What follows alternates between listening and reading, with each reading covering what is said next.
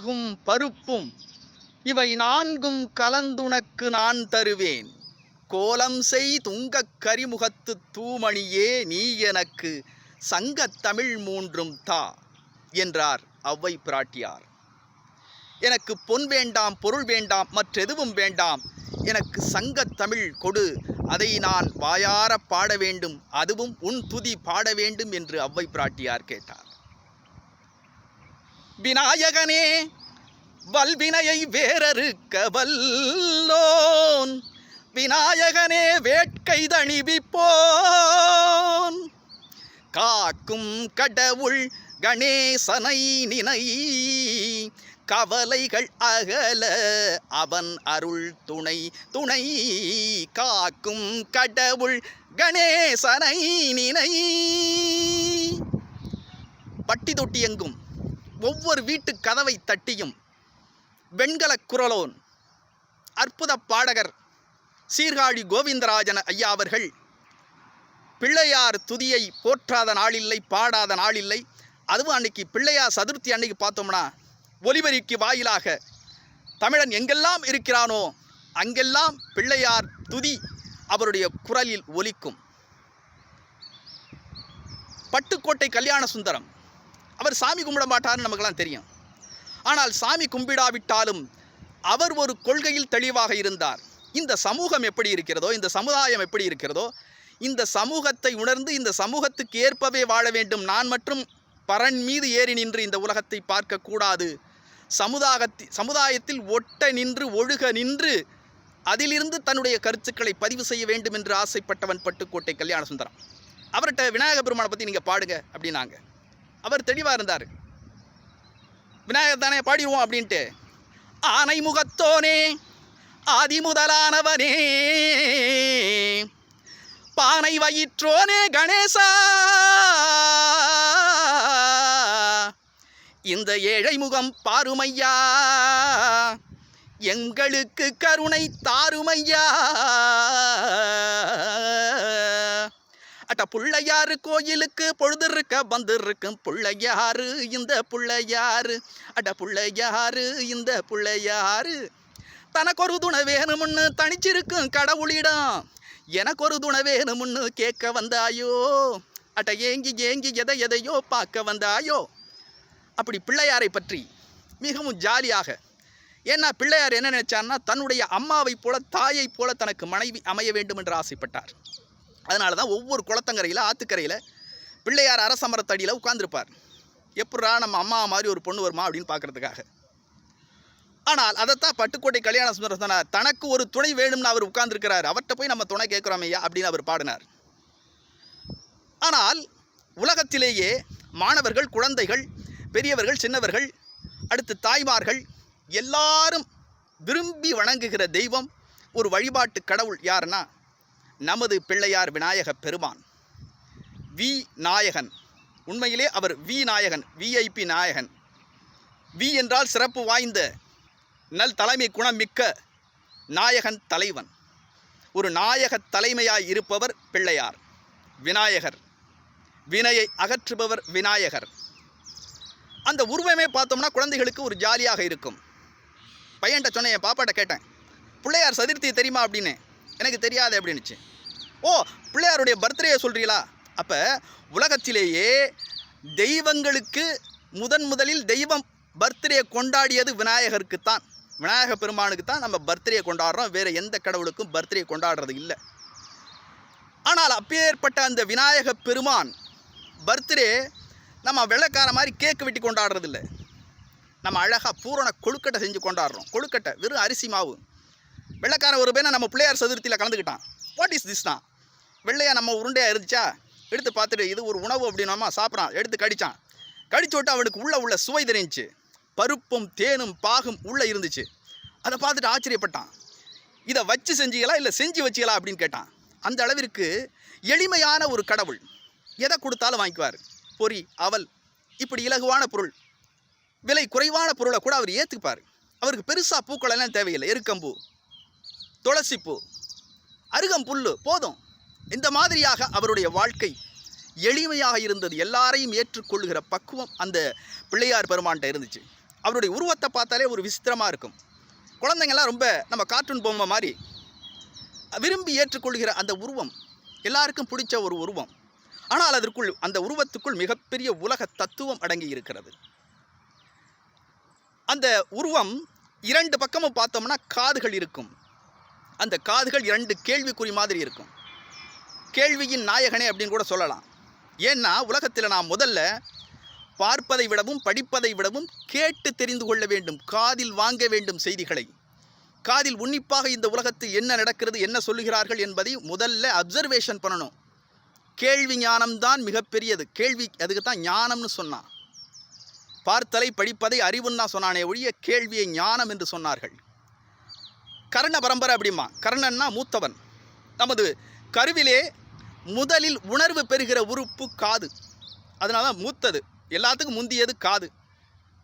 அந்த காது, அதனால தான் கர்ண பரம்பரை. ஊரில் பெரிய ஆளை பார்த்து கர்ண பரம்பரை அப்படிம்பாங்க. அப்போ அந்த காது 2 பக்கமும் 2 முரசம் மாதிரி இருக்கும். பிள்ளையார் படத்தை வரைகிறது ரொம்ப சுலபம். 2 பக்கத்தில் 2 முரசம் மாதிரி ஒரு கேள்விக்குறி மாதிரி போட்டு நடுவில் ஒரு வளைவாக ஒரு தண்டு மாதிரி போட்டோம்னா அதான் பிள்ளையார், துதிக்கை. இன்றைக்கி நம்ம கொரோனாவுக்கு எல்லோரும் மாஸ்க் போட்டு திரிகிறோம். ஆனால் கடவுள் நம்ம எச்சரித்த கடவுள் விநாயகர். கொரோனான்னு ஒன்று வரும்பா, மூக்கையும் வாயையும் மூடிக்கொண்டு வாழ வேண்டும், அதற்காக மாஸ்க் போடணும் தான் நான் துதிக்கையால் மாஸ்க் போட்டிருக்கேன்னு அன்னைக்கே உணர்த்திய கடவுள் நம்ம கொரோனாவுக்கு அன்னைக்கே மாஸ்க் வருங்கிறதை எச்சரித்த கடவுள் நம்ம விநாயக பெருமான். அது மட்டும் இல்லை, முற்போக்கான விஷயம், ஒரு மிகப்பெரிய முற்போக்குவாதி நமது பிள்ளையார். தம்பி முருகன் வள்ளியை லவ் பண்ணிட்டார், காதலிச்சிட்டார். அந்த காதல் திருமணத்தை தான் நின்று நடத்தி அதற்கு ஏற்பாடு செய்தவர் நமது விநாயக பெருமான். முற்போக்கான முடிவுகளை எடுக்கக்கூடியவர். அவருடைய உருவத்தை பார்த்தாலே தெரியும். உலகத்தில் இருக்கிற 6 அறிவு படித்த மனித உருவம் வயிறு, 5 அறிவு படித்த யானை உருவம் தலை. 2 பக்கம்னு பார்த்தீங்கன்னா ஒரு இடது பக்கம் ஒரு தந்தம், முழுமையான தந்தம், வலது பக்கம் ஒடிந்த தந்தம்.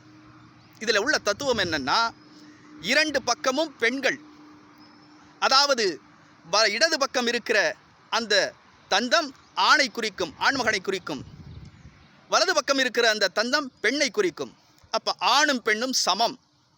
அடுத்து மேலே இருக்கிற அந்த யானை உருவம் அகிரிணையும், கீழே இருக்கிற தொந்தியும், உயர்திணை அகிணை, ஆண் பெண் எல்லாம் இங்கு சமம். அதே மாதிரி அந்த வயிற்றுக்குள் இருப்பது பஞ்சபூதங்கள்.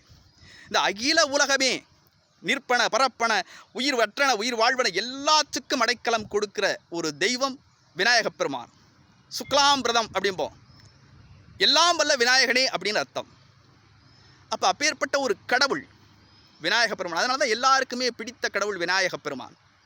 விநாயகப் பெருமான் அன்னைக்கே நிறைய விஷயங்களை சொல்லியிருக்காரு. காவிரி தண்ணி கூட நமக்கு கேட்டால் கொடுக்க மாட்டாங்கப்பா, நம்ம தட்டித்தான் பறிக்கணும் அப்படிங்கிறதுக்கு அகத்திய முனவர் கமண்டலத்தில் தண்ணீர், காவிரி தண்ணீரை வச்சுட்டு தவம் பண்ணிக்கிட்டு இருப்பார். ஆனால் இங்கே வறுமையில், நமது தமிழ்நாடு வறுமையில் இருக்கும் தென்பகுதி. அப்போ நமது பூங்காவாக மாற வேண்டுமென்றால் அதற்கு நமக்கு இந்த காவிரி தண்ணி தேவை. அதை எப்படா இந்த அகத்தியற்றேந்து பிடுங்குறதுன்னு பார்த்து அதை காக்கை உருவம் எடுத்து காக்கையாக மாறி அந்த கமண்டலத்தில் போய் உட்காந்து அந்த தண்ணியை தட்டி விட்டால் நமக்கு காவிரியாராக பெருக்கெடுத்து வருகிறது. உடனே அவர் என்ன பண்ணுறாரு, துரத்திட்டு வராரு, காக்காயை துரத்துறாரு. காக்காயை துரத்துறா, டப்புன்னு என்ன ஆகுது, அந்த காக்கா ஒரு சின்ன பையனாக மாறிடுச்சு. அந்த சின்ன பையன் விரட்டிட்டு ஓடுறாரு. அவன் ஓடுறான், பிடிச்சிட்டாரு. போய் பிடிச்சிட்டு உடனே ஓங்கி அவன் தலையில் குட்டு வைக்க போகிறார், அந்த சின்ன பையன் தலையில். அப்போ உடனே நமது பிள்ளையாரை பிடிச்சி 5 கரத்தனாய் மாறி, 5 கரத்தோடு மாறி உருவம் எடுத்து அந்த அகத்தியருடைய கைகளை பிடித்து ஆசி வழங்கி, இன்றிலிருந்து என்னை வழிபடுபவர்கள் தலையில் குட்டு வைத்து கொண்டு வணங்க வேண்டும் என்று அன்றைக்கு அவர் அந்த வழிபாட்டு முறையை பிள்ளையார் நமக்கு சொன்னார். தலையில் குட்டு வைக்கிறதுங்கிறது சாதாரண விஷயம் இல்லை. பள்ளிக்கூடத்தில் படிக்கிறப்ப வாத்தியார் என்ன பண்ணுவார், எதுவும் தெரியாட்டி மறந்து போச்சுன்னா ஓங்கி ஒரு குட்டு வச்சுக்க அப்படிம்பார். டப்புன்னு நமக்கு ஞாபகத்துக்கு வரும். அப்போ கூரிய புத்தியை கொடுப்பதற்கு, புத்தி கூர்மையை கொடுப்பதற்கு அந்த வழிபாடு, தலையிலே குட்டு வைத்து கொள்வது என்பது மூளையை சுறுசுறுப்பு அடைய செய்யக்கூடிய, இயக்க செய்யக்கூடிய ஒரு வழிபாட்டு முறை. பிள்ளையாரை நீங்கள் எப்படி வேணாலும் வழிபடலாம், மற்ற சாமியை மாதிரி வருத்தப்பட மாட்டார். ஹலோ எப்படி இருக்கீங்க அப்படின்றது கைதட்டி கூட, செவிட்டு பிள்ளையார்னு பேர், கைதட்டி நம்ம கும்பிடலாம். நம்ம முன்னோர்களாம் நல்ல வீரமாக ஒருத்தர் இருந்திருப்பான், நல்ல தீரமாக இருந்திருப்பான், நம்ம ஊருக்கு நம்ம இனத்துக்கு நல்லதை செஞ்சுருப்பான். அதுக்கு பேர் குலதெய்வ வழிபாடு. குலசாமி கும்பிடணும் அப்படின்னு வருஷம் ஒரு தடவை மறவாமல் போய் குலதெய்வத்தை கும்பிடணும் அப்படின்னு நம்ம பேசிக்குவோம்.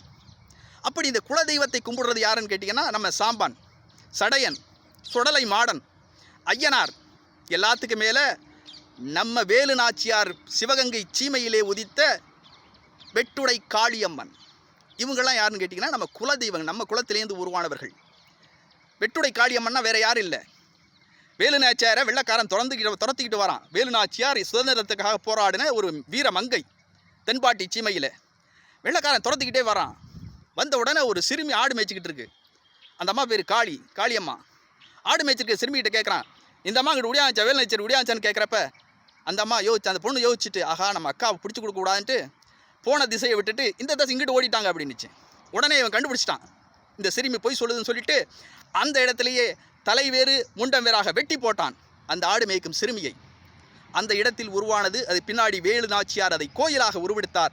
அதுதான் வெட்டுடை காளியம்மன் கோயில். இது குலதெய்வ வழிபாடு. தெய்வ வழிபாடுகளை ஆன்மீகத்தில் அதிகம் ஈடுபாடு காட்டக்கூடியவர்கள் ஆண்களா பெண்களா என்ற ஒரு தலைப்பில் இன்றைக்கி ஒரு பட்டிமன்றம். இன்றைக்கி பட்டிமன்றம் நிறையா நடந்துக்கிட்டு இருக்குது. சக்தியா சிவனா அது ஒரு பட்டிமன்றம் நடந்துச்சு. அதுக்கப்புறம் பார்த்தோன்னா திருவிளையாடற் புராணத்தில் கூந்தலுக்கு மனம் இருக்கா இல்லையான்னு ஒரு பட்டிமன்றம். இன்றைக்கி அந்த பட்டிமன்றம் நடத்த முடியுமா? கூந்தல் ஒரிஜினலாக இல்லை டூப்ளிகேட்டாக வேணாலும் நடத்தலாம். அதை விட கொடுவோம், இன்னொருத்த ஒரு பட்டிமன்றம் விளையாட்டு போக்கு நடத்தலாம் பாருங்கள். குளிக்கிறதுக்கு சோப்பு போடணுமா ஷாம்பு போடணுமான்னு ஒரு பட்டிமன்றம். அதுக்கு அழகாக ஒருத்தர் தீர்ப்பு சொன்னார், முதல்ல தாப்பா போடியா அப்படின்னாரு. இப்படியெல்லாம் நகைச்சுவையாக இன்றைக்கி பட்டிமன்றங்களை நம்ம ஆளுங்க பார்க்க ஆரம்பிச்சிருச்சு. இந்த சூழலில் தெய்வீகத்தை ஆன்மீகத்தை பெரிதும் ஈடுபாடோடு கொண்டாடுபவர்கள் பெண்களா ஆண்களா என்று பேசுவதற்கு 2 அணியினர் வந்திருக்கிறார்கள். அழகாக ஸ்ரீமுருக கிருபானந்த வாரியார் சொல்லுவார், உலகத்திலே இருக்கிற அத்தனை பேரும் பெண் பிள்ளைகள் பெண் பிள்ளைகள் பெண் பிள்ளைகள். ஏன்னா எல்லாருமே பெண் வயிற்றிலிருந்து வந்தவர்கள், அதனால் எல்லாருமே பெண் பிள்ளைகள் பெண் பிள்ளைகள் பெண் பிள்ளைகள். ஒரே ஒருத்தர் தான் ஆண் பிள்ளைம்பார். அது யாருன்னா சிவபெருமானுடைய நெற்றிக்கண்ணில் பொறியாக விழுந்து 6 பொறிகளையும் அள்ளி அணைக்க அறுமுகமானான். அந்த ஆறுமுகன் மட்டுமே, அந்த முருகன் மட்டுமே ஆண் பிள்ளை. மற்ற நாம் எல்லாரும் பெண் பிள்ளைகள் பெண் பிள்ளைகள் பெண் பிள்ளை. ரொம்ப நகைச்சுவையாக மக்களுக்கு ஆன்மீக கருத்துக்களை சொல்லுவார். ஆகவே நண்பர்களே, இன்றைய திருநாளில் அதிகம் ஆன்மீகத்தில் ஈடுபாடு காட்டுபவர்கள் பெண்களே என்று பேசுவதற்காக நல்ல நகைச்சுவை கவிஞர் புலவர் சின்னத்திரை உலகத்திலே இன்றைக்கு பட்டிமன்றம் என்றால் இன்றைக்கு அருமையான தனது சொற்பெருக்கால் தடம் பதித்து கொண்டு வருகிற அதிரை ராஜநிதி அவர்களை உங்களுக்கு அறிமுகப்படுத்துகிறோம். அதைத் தொடர்ந்து பேசுவதற்கு இலக்கிய சொற்பொழிவு, இசை சொற்பொழிவு, ஆன்மீக சொற்பொழிவு என்று தமிழ்நாட்டில் இன்றைக்கு குறிப்பிட்டு சொல்லக்கூடிய நல்ல தமிழ் பேசக்கூடிய பேச்சாளினியாக இருக்கிற புலவர் ஜெய்சித்ரா அவர்களை உங்களுக்கு அறிமுகப்படுத்துகிறோம். அதைத் தொடர்ந்து பேசுவதற்கு கவியரங்கம், பட்டிமன்றம், பத்திரிகை உலகம், தமிழ் சங்கங்கள், இப்படி பல துறைகளில் பரிணாமம் எடுத்து கவிஞர் மு மேத்தா, கவிப்பேரரசு வைரமுத்து, பொன்னடியான் போன்ற தமிழ் சான்றோர்களின் பாராட்டுதலை பெற்ற நமது அற்புதமான கவிஞர் விஜி வெங்கட் அவர்களை உங்களுக்கு அறிமுகப்படுத்துகிறோம். இல்லை ஆண்கள்தான் அதிகம் ஆன்மீகத்தில் ஈடுபாடு உடையவர்கள் என்று பேசுவதற்காக வருகின்றிருக்கிற இசையும் இயலும் கலந்து பேசக்கூடிய ஜெய்சங்கர் அவர்களை அறிமுகப்படுத்துகிறோம். தனது தனியான சொல்லாற்றலால் இன்றைக்கு தமிழ் பட்டிமன்ற உலகத்தில் தனித்தடம் பதித்து கொண்டிருக்கிற அற்புதமான இயல் பேச்சாளர் புதுக்கோட்டை கோ சீனிவாசன் அவர்களை உங்களுக்கு அறிமுகப்படுத்துகிறோம். சிறுகதைகள் கவிதைகள் வாயிலாக முன்னணி பத்திரிகைகளில் வெற்றி நடை போட்டுக் கொண்டிருக்கிற கவிஞர் காசாவயல் கண்ணன் அவர்களை உங்களுக்கு அறிமுகப்படுத்துகிறோம். முதலிலே ஆன்மீகத்தில் அதிகம் ஈடுபாடு உடையவர்கள் பெண்களே என்று பேசுவதற்கு ஒரு ஆண், நான் வர்றேம்மா உங்களுக்கு அப்படின்ட்டு ராஜநிதி அல்ல ராஜநிதி வருகிறார். ஒரு பெண்ணுக்கு, பெண் குலத்திற்கு ஆண் குலம் தூக்கி பிடிப்பதற்காக வருகிறார். வாங்கள் ராஜநிதி, வாங்க உங்கள் உரையை தாருங்கள். 5 கரத்தினை ஞான முகத்தினை இந்தி நிலம்பரை போலும் ஏற்றினை நந்தி மகந்தனை ஞான கொழுந்தனை புந்தியில் வைத்தடி போற்றுகின்றன. அனைவருக்கும் விநாயகர் சதுர்த்தி நாள் வாழ்த்துக்களை சொல்லி, மதிப்பிற்குரிய நடுவர்களே, மரியாதைக்குரிய பெரியோர்களே, ஆன்றோர்களே, சான்றோர்களே, இந்த பட்டிமன்றத்தை காணொளி மூலம் கண்டு ரசித்து கொண்டிருக்கின்ற பட்டிமன்ற கலை சுவைஞர்களே, உங்கள் அத்தனை பேருக்கும் அதிராம்பட்டினம் ராஜநிதியின் பணிவான வணக்கத்தை தெரிவித்துக் கொள்கின்றேன். நடுவர்களே, இந்த விநாயகர் சதுர்த்தி அன்று ஒரு அற்புதமான தலைப்பை இங்கே கொடுத்துருக்கீங்க. அதாவது ஆன்மீகத்தில் அதிகம் ஈடுபாடு உடையவர்கள் ஆண்களா பெண்களா என்று உண்மையிலே சொல்லப்போனால் ஆன்மீகத்தில் அதிகம் ஈடுபாடு உடையவர்கள் பெண்கள் தான். ஏனென்று சொன்னால் நடுவர் அவர்களே, கோவிலுக்கு போனாலே ஆன்மீகத்தில் ஈடுபாடாக இருக்க மாட்டான் ஆண்கள். ஆனால் அதே பெண்கள் தான் இருக்கக்கூடிய இருப்பிடமான வீட்டையே கோவிலாக மாற்றக்கூடிய சக்தியும் பண்பாடும் கலாச்சாரமும் கொண்டவள் தான் பெண். ஏன்னு கேட்டால், கோயிலில் கருவறை இருக்கும், ஆனால் அந்த கருவறையை தனக்குள்ளேயே கொண்டு வைத்தவள் தான் பெண். அந்த கருவறையில் தேவதையாக தெய்வமாக இருப்பவளும் பெண். எனவே தான் சொல்கிறேன் நடுவர்களை, ஆன்மீகத்தில் அதிகம் ஈடுபாடு உடையவர்கள் பெண்கள் என்று தான் சொல்கிறேன். ஏன்னா அந்த காலத்தில் ஒரு பழமொழி சொல்லுவாங்க, கணவனே கண் கண்ட தெய்வம்னு சொல்லுவாங்க. ஆனால் கணவனே கண் கண்ட தெய்வம்னு சொல்லுவாங்க. ஏன், அந்த கணவன் கட்டிய தாலியையே ஒரு தெய்வமாக மதித்து அந்த தாலியை கண்ணில் தொட்டு எடுத்துக்கிடுவாங்க. அது மட்டுமல்ல நடுவர்களே, அது மட்டுமல்ல, தன்னுடைய வேலை காலையில் எந்திரிச்ச உடனே கோழி கூவுறதுக்கு முன்னாடி குளித்து தலைமுழுகி அந்த ஈரத்துண்டை கொண்டையில் சுற்றிக்கிட்டு தன்னுடைய கணவனுடைய காலை தொட்டு கும்பிட்டு தான் மற்ற வேலை எந்த வேலையாக இருந்தாலும் செய்ய ஆரம்பிப்பாங்க. அதனால தான் சொல்கிறேன், கணவனே கண் கண்ட தெய்வம்னு வாழ்ந்தாங்க பெண்கள். அது மட்டும் இல்லை நடுவர்களே, தன்னுடைய கணவனுக்கு கண் தெரியாது, தன்னுடைய கண் தெரியாத கணவனை கட்டிக்கிட்டு என்பது ஒரே காரணத்தினால தனக்கும் கண் தெரியக்கூடாது என்பதற்காக கண்ணிலே கருப்பு துணியை கட்டி கொண்டு வாழ்ந்தவள் தான் காந்தாரி என்கின்ற பெண். நடுவர்களே, அதை யாரும் மறந்துவிடக்கூடாது. நடுவர்களே, அப்படி இருக்கும்போது ஆன்மீகத்தில் அதிகம் ஈடுபாடு உடையவர்கள் ஆண்களா பெண்களா? பெண்களாகத்தான் இருக்க முடியும் நடுவர்களே. சாதாரணமாக கோயிலில் போய் பாருங்கள், கோயிலில் போனால் சாமியை கும்பிடுறது மட்டும்தான் பெண்கள் வேலையாக இருப்பாங்க. அதே ஆண்களை பாருங்கள், அந்த எதிர் வரிசையில் இருப்பாங்க. கோயிலில் ரெண்டாக பிரித்து எதிர் வரிசையிலையும் இந்த வரிசையில் இருப்பாங்க. ஆண்கள் ஒரு சைடும் பெண்கள் ஒரு சைடும் நிற்க வைப்பாங்க. அந்த பெண்கள் சைடு பாருங்கள், பெண்கள் வந்து சாமியை பார்த்து நேராக பார்த்து கும்பிட்றதோடு அவங்க வேலையை முடிச்சுக்கூடாங்க. ஆனால் ஆண்கள் அப்படி கிடையாது. எதிர்த்தாப்பில் உள்ள பெண்கள் மஞ்சள் சுடிதார் எப்படி இருக்குது, கருப்பு கலர் சுடிதார் எப்படி இருக்குது, சிவப்பு கலர் சுடிதார் எப்படி இருக்குது, அந்த சேலை எப்படி இருக்குது, இந்த சேலை எப்படி இருக்குன்னு ஆண்டவனை பார்த்து கும்பிடாமல் எதிர்ப்பாக நிற்கிற பெண்களை பார்த்து கும்பிடுவாங்க. அதுதான் கண்ணதாசன் ஒரு படத்தில் ஒரு பாட்டில் சொல்லியிருப்பார், ஆடை அணிகலன் ஆடம்பரங்கள் ஆண்டவன் விரும்புவதில்லை, அங்கொரு கண்ணும் இங்கொரு கண்ணும் ஆலய வழிபாடில்லை, தெய்வம் இருப்பது எங்கே, அது இங்கே வேறெங்கே அப்படின்னு கண்ணதாசன் ரொம்ப அற்புதமாக பாடியிருப்பார். நீங்கள் விரதம் இருக்கும்போதே பாருங்கள், பெண்கள் வந்து ஒரு நாள் முச்சுன்னு சாப்பிடாம இருந்து விரதம் இருந்து தன் கணவன் நல்லா இருக்கணும், புள்ள நல்லா இருக்கணும், தன்னுடைய குடும்பம் நல்லா இருக்கணும்னு சொல்லிட்டு மண் சோறு தும்பாங்க. ஆனால் இவன் தண்ணி அடிச்சுட்டு போதையில் வந்து மண் எது சோறுதுன்னு தெரியாமல் ஒன்றா கலந்துருந்துன்னு இருப்பான் நடுவர்களே. அதே போல் பார்த்தீங்கன்னா, பெண்கள் வந்து தன்னுடைய குடும்பம் நல்லா இருக்கணுங்கிறதுக்காக தீ மிதிப்பாங்க. ஆனால் இவன் தண்ணி அடிச்சுட்டு வந்து அந்த பொண்ணையை தூக்கி போட்டு மிதிப்பான். ஏன்னா இன்றைக்கி அந்த மாதிரி இன்றைக்கி மாறிக்கிட்டு இருக்கிறான். பெண்கள் பாருங்கள், குடும்பம் நல்லா இருக்குன்னு சொல்லிட்டு பாரி வளர்த்து மதுக்கூடம் தூக்குவாங்க. ஆனால் பெண்கள் வந்து மதுக்கூடம் தூக்குவாங்க. ஆனால் ஆம்பளை பாருங்கள் மது பாட்டியில் தூக்குவான். அவனுக்கு எல்லாமே குறிக்கோள் எல்லாமே இதில் தான் இருக்கும். அப்படி இருக்கும்பொழுது எப்படி ஒரு ஆண்கள் வந்து ஆன்மீகத்தில் அதிக ஈடுபாடு இருக்க முடியும்னு சொல்லுங்கள் பார்ப்போம். இன்றைக்கி ஐயப்பன் கோயிலுக்கு போகிறானே, 40 நாள் விரதம் வந்து ஐயப்பன் கோயிலுக்கு போகிறான். போயிட்டு வரும்போது அங்கேருந்து வரும்போதே சரக்கோட வரான். வீட்டில் வந்து சாமி கும்பிட மாட்டான். அப்படி இருக்கும்போது எப்படி ஆன்மீகத்தில் ஈடுபாடாக இருக்க முடியும்? ஏன்னா இங்கேருந்து இவ்வளோ தூரம் போயிட்டு ஒரு பக்தியோடு திரும்பி வரானா, அங்கேருந்து போகும்போது பக்தியோடு வரான், ஆனால் அங்கேருந்து வரும்போது வேறு பக்தியோடு வரான். அப்படி இருக்கும் பொழுது அவன்கிட்ட எப்படி ஆன்மீகத்தில் அதிக ஈடுபாடு இருக்குன்னு நீங்கள் நினைக்கிறேன் நடுவர்களே? அந்த ஈடுபாடெல்லாம் அவன்கிட்ட கிடையாது. ஆனால் பெண்களுக்குத்தான் ஆன்மீகத்தில் அதிக ஈடுபாடு இருக்குது நடுவர்களே. ஆன்மீகத்தில் பெண்கள் தான் அதிக ஈடுபாடு உடையவர்கள் அப்படிங்கிற காரணத்தினாலையும் பெண்ணே தெய்வமாக வணங்குகிற நம்ம நாட்டில் தான் இன்றைக்கி பெண்ணையே தெய்வமாக வணங்குகிறோம். கருமாரியம்மன், காமாட்சி அம்மன், மீனாட்சி அம்மன், மாரியம்மன், மகாவீர காளியம்மன் அப்படின்னு இன்றைக்கி அம்மனை வணங்குறத, பெண்களை வணங்குறத அம்மன் பேரிட்டு நம்மளை வணங்குறோம். கோயிலில் போய் நம்ம தினமும் சாமி கும்பிட முடியாதுங்கிறதுனால தான் அந்த அம்மாவே நம்மளுக்கு தாயாகவே அன்றைக்கி தெய்வமாக நம்மளாம் வணங்குறோம். வீட்டில் வச்சு வணங்கக்கூடிய அளவுக்கு தாய்ங்கிற பெண்ணை நம்மளுக்கு வீட்டில் கொடுத்துருக்காங்க. கோயிலுக்கு போக முடியலைன்னா வீட்டில் அந்த தாயை கும்பிடணும். அதுதான் ஒரு அற்புதமாக ஒரு பாட்டில் சொன்னான். ஒரு கிராமத்துக்கு கொஞ்சம் ஒரு பாட்டில் சொன்னான். அதாவது கோயிலில் உள்ள திருநீரை தான் நம்ம எந்த சீட்டு பண்ணி நம்ம எடுத்து நெத்தியில் பூசுவோம். ஆனால் அந்த கோயிலில் உள்ள திருநீரோட தாயினுடைய காலடிப்பட்ட மண் பெருசுடா அப்படின்னு ஒரு கிராமத்துக்கு கொஞ்சம் பாடினா பாருங்கள். அந்த பாட்டை ரொம்ப அற்புதமாக இருக்கும். ஆக்காட்டி விரலை பிடிச்சி அக்கனா சொல்லி கொடுத்த அன்னாடும் கூட குடிச்சி நெல்லு சோறு பொங்கி கொடுத்த களை வெட்டி நடவு நட்டு கால் சட்டை தச்சு கொடுத்த சிறுவாடு சேர்த்து வச்சு சிலட்டொன்று வாங்கி கொடுத்த கொஞ்ச நேரம் காணலைன்னா அங்கமே பதறி நிற்ப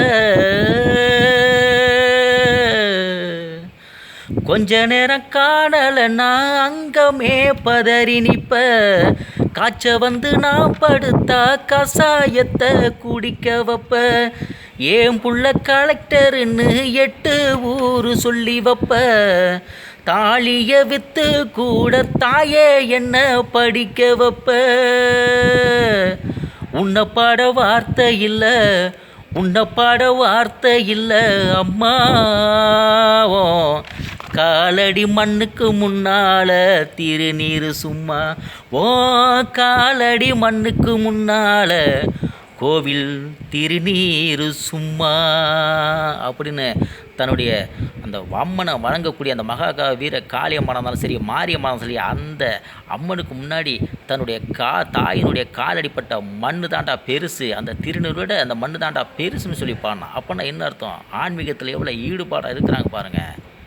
அதான் நம்ம பாராட்டணும். நடுவர்களே, அந்த ஆன்மீகத்தில் ஈடுபாடு உடையவர்கள் ஆண்களோட பெண்கள் தான் நடுவர்களே, பெண்களை தெய்வமாக வழங்குகிற நம்ம நாடு. அதனால தான் சிவனுக்கு தெரிஞ்சிருக்கு.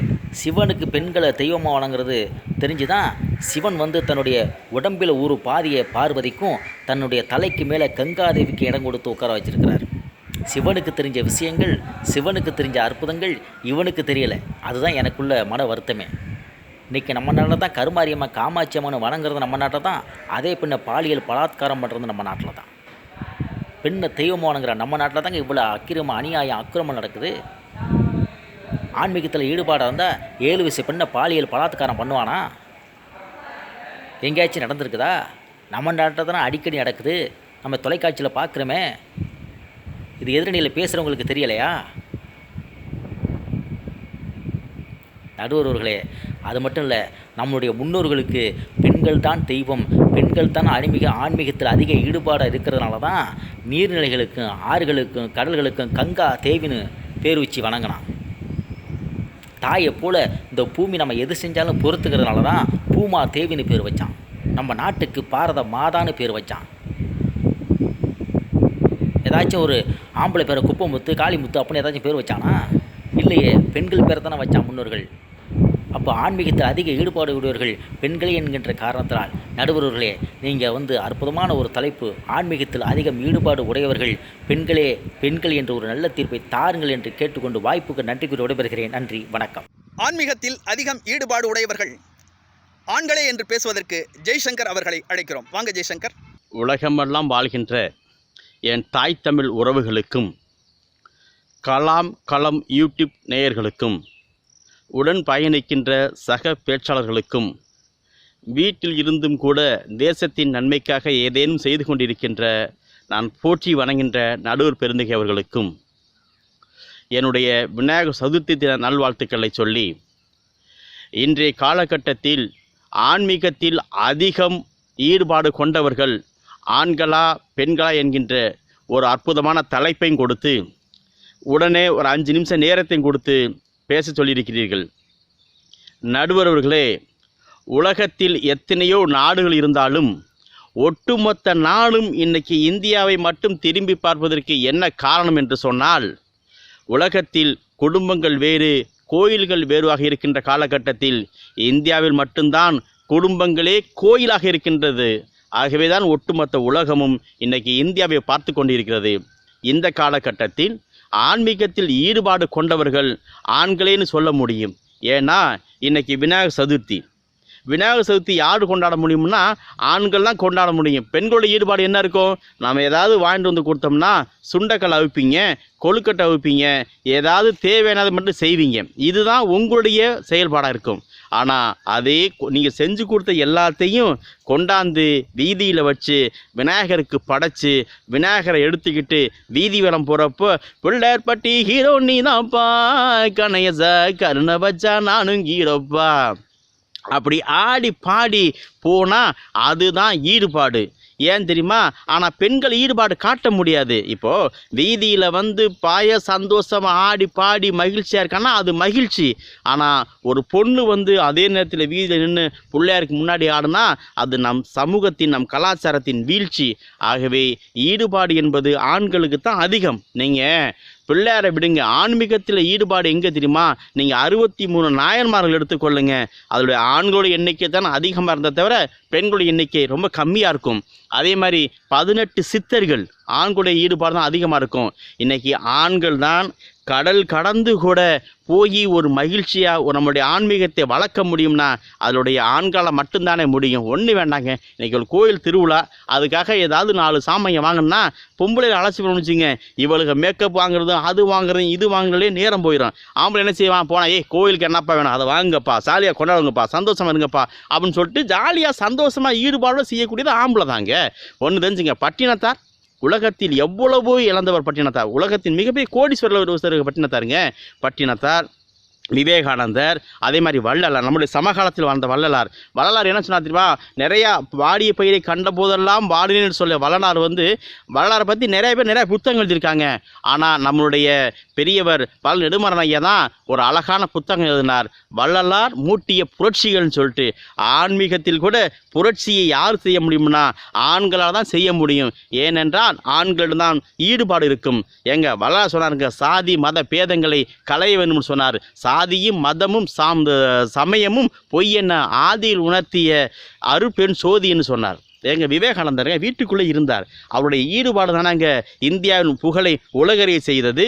அது வேண்டாங்க, புத்தர் ஆசையே துன்பத்திற்கு காரணம் என்ன புத்தர். அவருடைய ஈடுபாடு, மக்கள் எல்லாம் அப்படி முடங்கி கிடக்கிறாங்களே, அவங்களுக்கு ஆன்மீகத்தை தெரிவிக்கணும்னு சொல்லிட்டு வெளில வந்தனால தான் இன்னைக்கு புத்தரால் உலகமெல்லாம் ஜெயிக்க முடிஞ்சதுங்க.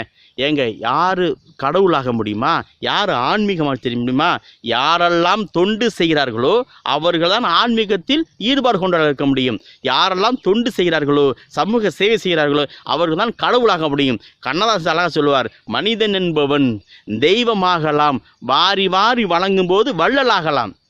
யாரெல்லாம் வள்ளலாக மாறுகிறார்களோ, இன்னைக்கு காரைக்குடி அழகப்பா பல்கலைக்கழகத்தினுடைய அழகப்பா செட்டியார் பார்த்தீங்கன்னா இன்னைக்கு வள்ளலாக மாறியிருக்காருன்னா கல்வி கண்ணை கொடுத்துக்கிட்டு இருக்கார். ஆனால் பெண்களுக்கு அந்த மாதிரி ஒரு எண்ணம் வராதுங்க, கொடுக்கணும்னு ஆசை வராதுங்க.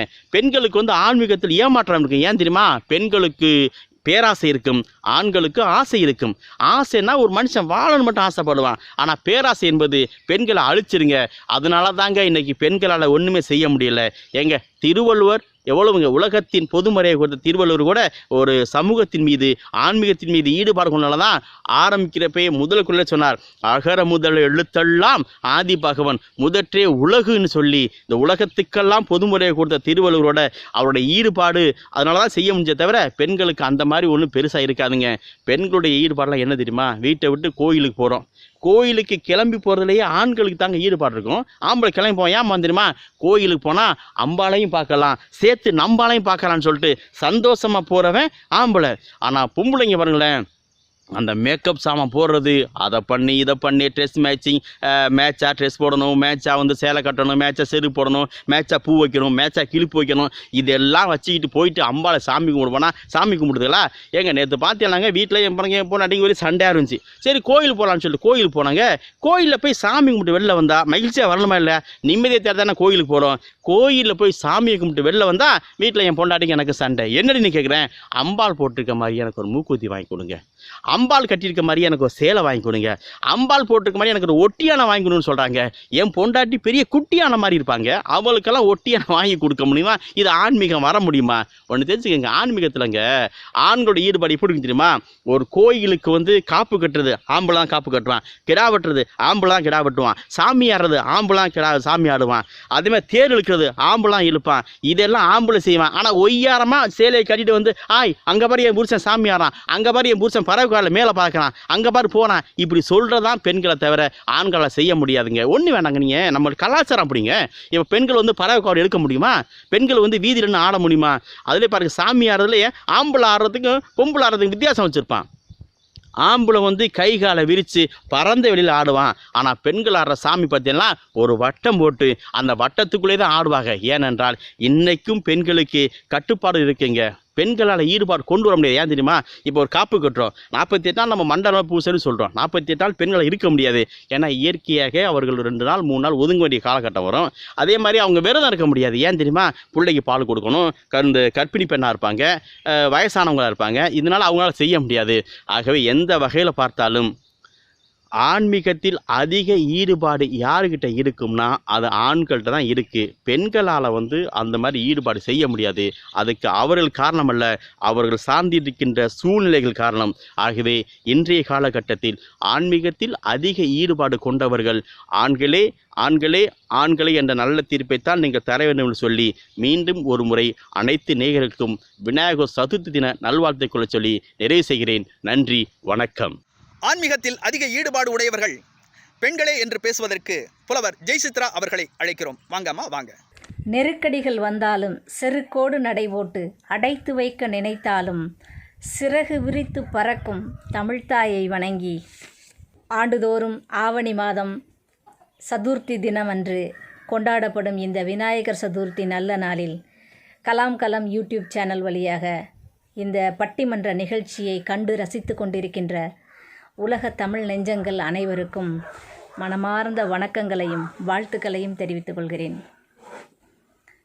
என் பெருமதிப்பிற்குரிய பாசத்திற்குரிய நடுவர் காசாவயல் குமார் ஐயா அவர்கள் இப்படி இந்த பக்தியில் சிறந்தவர்கள், ஆன்மீகத்தில் சிறந்தவர்கள் ஆண்களா பெண்களா என்ற தலைப்பை கொடுத்து பெண்கள் என்ற அணியில் நான் பேசிக்கொண்டிருக்கிறேன்.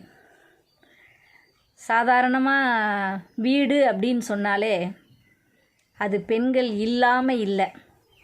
அப்படி அந்த வீட்டை கோயிலாக ஆக்கணும். நீங்கள் நினைக்கலாம் கோயில்களில் பூஜை செய்கிறது, மந்திரங்கள் ஓதுறது, அங்கே உள்ள பணிகள் எல்லாம் செய்யக்கூடியது பார்த்தா ஆண்கள் தான். ஆமாம், ஆண்கள் தான். ஒருவேளை ஆன்மீகத்தில் சிறந்தவர்கள் ஆண்களோ அப்படின்னு தோன்ற அளவுக்கு இருக்கும். ஆனால் கோயில்களை அலங்கரிப்பவர்கள், கோயில்களில் வழிபாடு செய்பவர்கள் வேண்டுமானால் ஆண்களாக இருக்கலாம். இல்லங்களை கோயில்களாக மாற்றுபவர்கள் பெண்களே என்ற அடிப்படையில் நான் இப்போ பேச வந்திருக்கிறேன். ஒன்றும் இல்லை, காலையில் எந்திரிச்சதும் முதல்ல பெண் என்ன செய்வா, தன்னை சுத்தப்படுத்தி அழகாக தலைக்கு எண்ணெய் வச்சா, குளிச்சா, முகத்தை லட்சணமாக வச்சு, வாசல் தெளித்து, அங்கே அந்த கோலம் போட்டு, கோலத்தில் மஞ்சள் வச்சு, குங்குமம் வச்சு, அடுப்பு தொடச்சி, அடுப்பை மெழுகி, அங்கே பொட்டு வச்சு, குங்குமம் வச்சு பார்க்கவே வீடு அழகாக இருக்கும். சாயந்தரம் ஆன உடனே அதே மாதிரி சாம்பிராணி காட்டுறதா இருக்கட்டும், நல்ல விளக்கு பொருத்தி வைக்கிறதா இருக்கட்டும், இதெல்லாம் பார்த்தா மங்களகரமாக லட்சணமாக இருக்கும். இந்த வேலைகளை எல்லாம் செய்யக்கூடியவர்கள் பெண்களாக இருக்கிற பட்சத்தில் ஈடுபாடுங்கிறது யாருக்கு வருதுங்கிறத நீங்கள் யோசித்து பார்க்கணும். நம்முடைய பாரம்பரியமும் பண்பாடும் ஆன்மீகத்தோடு எப்போதும் தொடர்புடையது. நம்ம வீட்டில் இருக்கிற அப்பத்தா நமக்கு சொல்லி கொடுத்துருப்பாங்க. சாயந்தரம் ஆனவுடனே வாங்க, விளக்கு முன்னாடி உட்காருங்க, சாமி கும்பிடுங்க, பாட்டு பாடுங்க, இப்படி அவங்க சொல்லி கொடுத்து அப்படி ஒருத்தராக வர்றது. இந்த விநாயகர் வழிபாடு என்பதே பரஞ்சோதியார் என்னும் சிறு தொண்டர் என்ன செய்கிறாரு, நரசிம்மவர்ம பல்லவனின் படைத்தலைவனாக வாதாபி வரை படையெடுத்து போகிறாரு. அங்கே சாளுக்கிய மன்னனை வெற்றி கொண்டு திரும்புகின்ற போது இந்த உருவம் கொஞ்சம் வித்தியாசமாக இருந்திருக்கு. வயிறு கொஞ்சம் பெருசாக யானை முகத்தோடு இருந்த உடனே அதை எடுத்துக்கிட்டு வந்து தான் வழிபடுகின்ற வழிபாட்டு தலமாகிய திருச்செங்காட்டங்குடிங்கிற ஊரில் வச்சு வழிபடுறார் இவர். இப்படித்தான் விநாயகர் வழிபாடு இங்கு வந்ததாக வரலாறு சொல்கிறது. அதன் பிறகு தான் நம்ம இந்த விநாயகர் வழிபட தொடங்கினோம். ஆனால் நாரத புராணம் எப்படி சொல்லுது அப்படின்னா, புராண கதைகள் வேறு மாதிரி சொல்லும் இல்லையா. அதில் பார்வதி அம்மையார் குளிக்க போகும் பொழுது காவலுக்கு ஒரு உருவம் வேணும்னு தான் குளிக்க கொண்டு போயிருந்த சந்தன குழம்புக்கு ஒரு உருவம் கொடுத்து பிடிச்சி கரையில் வச்சுட்டு அவங்க குளிக்க போயிட்டாங்கன்னு அந்த நேரம் பார்த்து சிவபெருமான் வர்றாரு. இந்த விநாயகர் உள்ளே விட மாட்டேங்கிறாரு. உடனே அவருக்கு கோபம் வந்து விநாயகருடைய தலையை வெட்டிடுறாரு. இந்த பார்வதி அம்மையார் தன்னால் படைக்கப்பட்ட ஒரு உயிரை நீங்கள் இப்படி பண்ணிட்டீங்களேன்னு கோவப்பட்டு மற்ற லோகங்களுக்கெல்லாம் சென்று எல்லாத்தையும் அழிக்கிறாங்க. உடனே தேவர்கள்லாம் ஓடி வர்றாங்க. சக்தி தேவி காளி தேவியாக மாறி இந்த மாதிரி அழிவு பாதையில் எல்லாத்தையும் அடிச்சிட்ருக்குறாங்க, நீங்கள் கட்டுப்படுத்தணும்னு சொன்னோன்னே அதே மாதிரி அவர் வர்றாரு.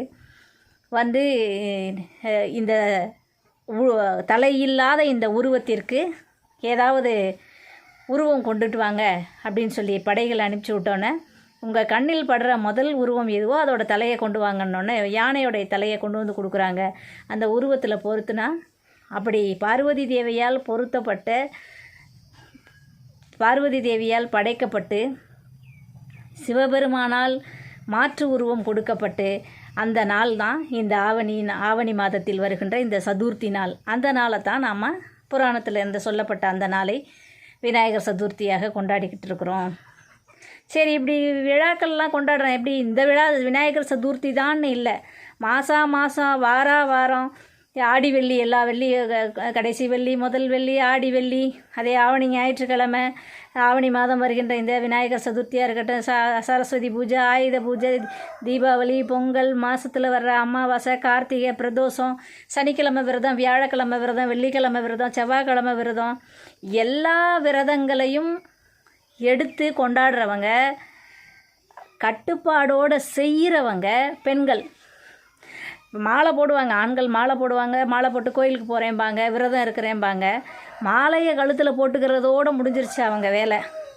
ஆனால் வீட்டுக்குள்ளே அந்த மாலை போட்டிருக்கிற வீடுகளில் கணவனாக இருக்கட்டும், அந்த பிள்ளையை பெற்ற அம்மாவாக இருக்கட்டும், அந்த அண்ணன் மாலை போட்டிருந்தா அந்த தங்கையாக இருக்கட்டும், பெண்கள் தான் வீட்டுக்குள்ளே பார்த்திங்கன்னா வீட்டை சுத்தம் பண்ணுறதா இருக்கட்டும், விரதத்துக்கு சமைக்கிறதா இருக்கட்டும், 2 நேரம் கோயிலுக்கு போகிறதா இருக்கட்டும், விளக்கு பண்ணுறது, பூஜை பண்ணுறது, அவங்க கோயில் போயிட்டு திரும்பி வர்ற வரைக்கும் அந்த விளக்கு அணையாமல் பார்த்துக்கிறது. சிவனடியார்களை பற்றிய கதைகளிலும் கூட அந்த அடியார்களுக்கு துணையாக அந்த வீட்டிற்கு கணவனால் அழைத்து வரப்படுகின்ற சிவனடியார்களை உபசரிப்பவர்கள் யாராக இருக்கிறாங்கன்னா பெண்கள்.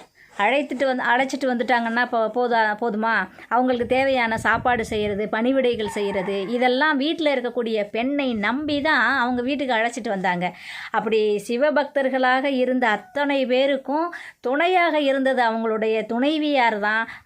இல்லத்தில் நல்லபடியாக விருந்தளிக்கக்கூடிய, அமுதளிக்கக்கூடிய பெண்களால் தான் அந்த சிவனடியார்களும் சிறந்து விளங்கினாங்க. இதில் பெண் அடியாரை பார்த்திங்கன்னா காரைக்கால் அம்மையார் தன்னுடைய கணவனுக்கு மாம்பழம் கொண்டு போய் கொடுக்குறாங்க. அவர் ஏன் முதல்ல இருக்கிற பழத்தை விட இந்த பழம் ரொம்ப ருசியாக இருக்குதே, ரெண்டும் ஒரே கடையில் ஒன்றா வாங்கி கொடுத்த பழம் தானே அப்படின்னு சொல்லி அவர் கேட்குறாரு.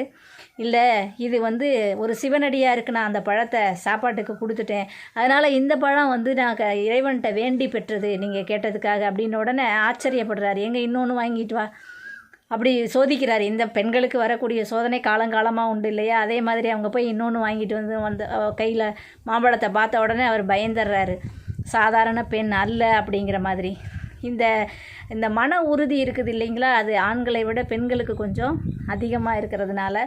அதே மாதிரி ஆழ்வார்களில் பெரியாழ்வாருடைய மகள் ஆண்டாள் இறைவனுக்கு தினந்தோறும் மலர் மாலையை சூடி தான் முதல்ல சரம் தொடுத்து மாலையை கட்டி தான் சூடி பார்த்து அழகு பார்த்துட்டு அதுக்கப்புறம் கலட்டி தட்டில் வச்சிடுறது, அவர் எடுத்து சாமிக்கு போடுறது. இப்படி ஒரு நாள் பார்த்துட்டு இறைவனுக்கு போடுற மாலையை இப்படி பண்ணிட்டியே அப்படின்னு சொல்லி வருத்தப்படுறாரு. அந்த மாலையை போடாமல் வேறு மாலையை போட்டால் சாமியே ஏற்றுக்கலை, அருந்துட்டு கீழே விழுகுது. இறைவனாலேயே ஏற்றுக்கொள்ளப்பட்ட உடம்பில் ஒரு பாகத்தையே பெண்களுக்கு கொடுத்துருக்குறாங்க. சிவபெருமான் தலையில் ஒரு பெண்ணையும் தன் உடலில் ஒரு பாகத்தையும் கொடுத்தாரு. இந்த மாதிரி மனைவி பார்த்திங்கன்னா முருகனுக்கு 2 மனைவி, விநாயகருக்கு 2 மனைவி, சிவபெருமானுக்கு 2 மனைவி. தெரியும் உங்களுக்கு பெண்கள் சேவை செய்கிறதுக்கு இவங்க இந்த உள்ளே பார்க்குற வேலைகள் எல்லாம் செய்து சேவை செய்ய ஆள் இருந்தால் தான் நான் பக்திமானாக வெளியில் தெரிய முடியும் அப்படின்னு. அந்த அளவுக்கு தெரிஞ்சது இந்த எதிரணியில் உள்ளவங்களுக்கு மட்டும் தெரியாமல் போச்சு. இன்னும் பாருங்கள், இந்த திருமணத்தின் போது மங்கள நான் அணிவிக்கிறாங்க இல்லையா, பெண்களுக்கு தாலி போடுறது, மெட்டி போடுறது, அதே மாதிரி நகைகளெல்லாம் மங்கள அணிகள்லாம் போடுறது, இங்கே பொட்டு வைக்கணும், இந்த மாதிரியான வரன்முறைகள் கட்டுப்பாடுகள் எல்லாம் ஆண்களுக்கும் வரும் பெண்களுக்கும் வரும். அது ஆண்களுக்கு போட்டு விடுற மங்கள நான் காது குத்தி கடுக்கன் போட்டு விடுவாங்க, காலில் மெட்டி போட்டு விடுவாங்க. அவரால் போட்டிருக்க முடியாது. எப்போ கலட்டலாம், இது எப்போ கலட்டுறது, இது எப்போ கலட்டுறதுன்னு கேட்பார். இந்த பண்பாடு, நாகரிகம், பக்தி, அதில் வர்ற பயம், இதெல்லாம் பெண்களுக்கு தான் அதிகம். மனக்கட்டுப்பாட்டோட அந்த மங்கள நாணை போட்டுக்கிறதுனாலும் சரி, பாதுகாக்கிறதுனாலும் சரி, மெட்டி கால் வலிக்கும் தான், எரியும் தான், ஒரு மாதத்துக்கு அந்த கால் புண்ணாகும் தான், எல்லாமே இருக்கும். ஆனாலும் கூட அந்த பொறுமை, பக்தி, இதெல்லாம் பெண்களுக்கு தான் அதிகம். இறைவனை வழிபடுபவர்கள் ஆண்களாக இருக்கலாம், ஆனால் ஆண்களையே இறைவனாக வழிபடுபவள் பெண்.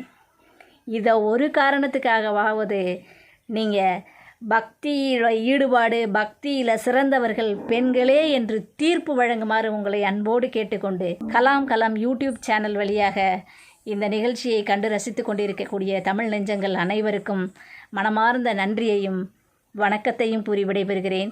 நன்றி. ஆன்மீகத்தில் அதிக ஈடுபாடு உடையவர்கள் ஆண்களே என்று பேசுவதற்கு கவிஞர் காசாவயல் கண்ணன் அவர்களை அழைக்கிறோம்.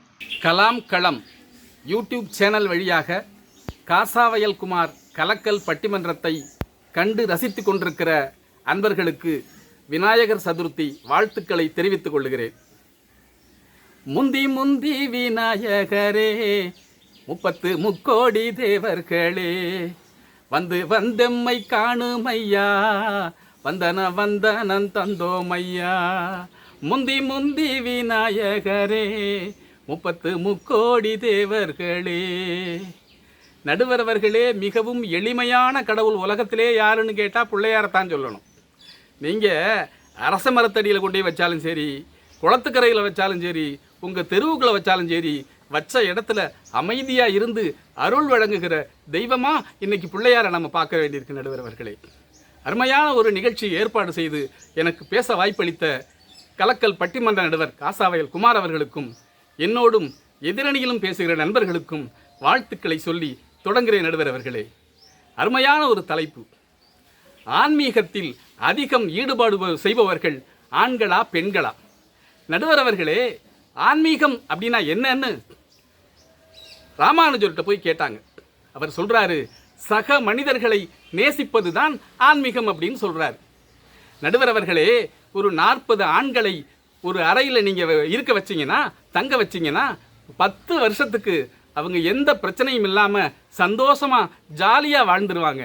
ஆனால் இன்னைக்கு வீட்டில் இருக்கிற 2 பெண்களால் 10 நிமிடம் கூட சந்தோஷமாக இருக்க முடியலை. நடுவர் அவர்களே, மாமியார் மருமகள் பிரச்சனை என்பது இன்னைக்கு கன்னித்தீவு மாதிரி நான் ஸ்டாப்பாக போய்கிட்டு இருக்கு.